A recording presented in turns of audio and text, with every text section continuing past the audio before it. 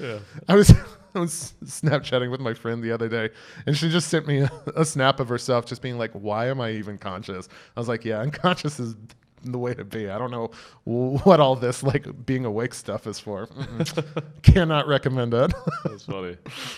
Although I had the wildest dreams during pandemic. Like, oh, really? Yeah, I don't know. Like my subconscious brain didn't know what to do. That's cool. Because I've got some like chronic anxiety. Like, you know, it's something I've had my whole life that I've just dealt with in different ways. You know? I have high anxiety too, but I just for me it like I use it as like a it's like it drives me. Almost like an energy source. Yes. Yeah. Because if you don't harness it, and if you don't, it's still an energy source, and it starts to become a bad energy source. Yeah. Like you can start spiraling pretty easily. So yeah, you got to stay on top of it. And like some you know. Now I'm treating it with medication and therapy, and it's going great. Other times I've treated it with not so great things. Yeah. Fetal positions. Right. But yeah. Fetal positions, choices. We'll just say choices. You make decisions that you go back to the binge thing. Yeah. And you know, there are so many things you can binge. Neil, I don't know if you knew that. You could binge anything. Sure. If you just have imagination. Anything's bingeable. Well, if you're an artist, you have an imagination. Oh, yeah. Including people. Back to people. Right, yeah. You can burn through people pretty quick. Sure. So, choices. Yeah. It's all about actionable items.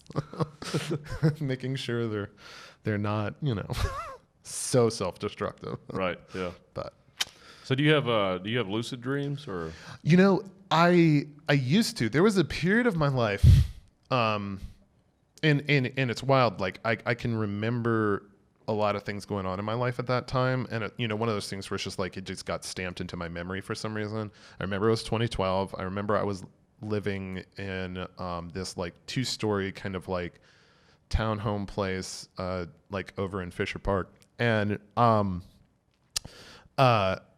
I like one night I was having a dream, and I can't remember the dream at this point. It's years ago, but like I remember being like waking up in the dream, so to speak.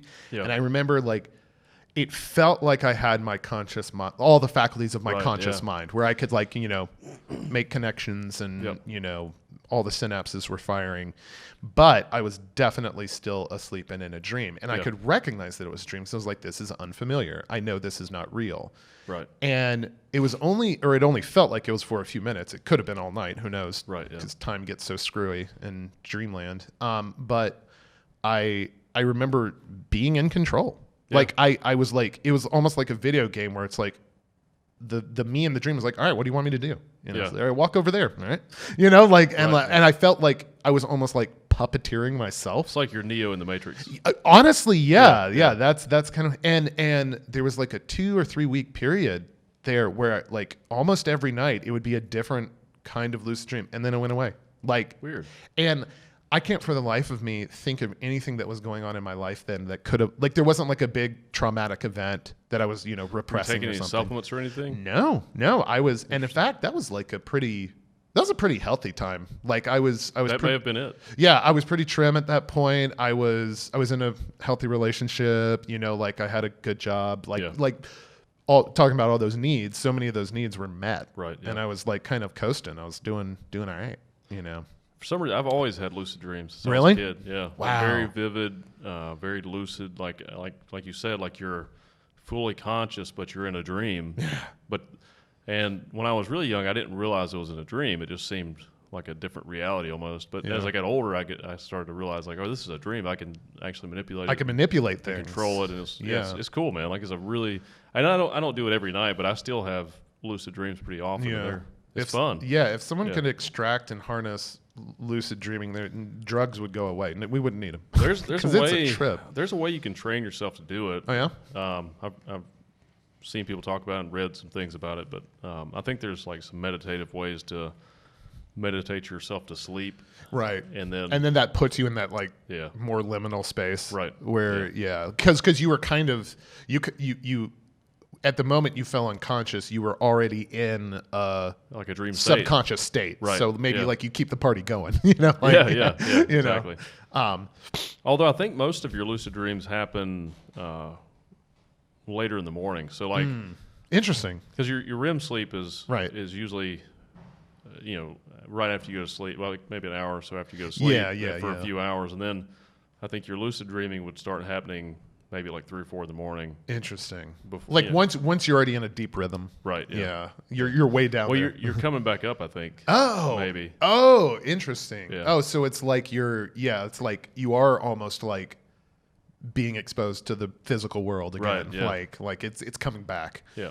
And I think the reason you forget your dreams is you're not using the long-term memory part of your brain. Yeah, it doesn't store it. Yeah. But if you wake up and you immediately start to talk about it and recall it, you'll remember it. Yeah, you'll imprint it. Yeah. Yeah. I try to do that whenever I have a weird ass dream. you know, like I'm just like, I gotta write this down. I gotta like remember this because the first screenplay I wrote was from a lucid dream. Oh, cool. And I got up at like, it was probably 3:30 or 4 in the morning.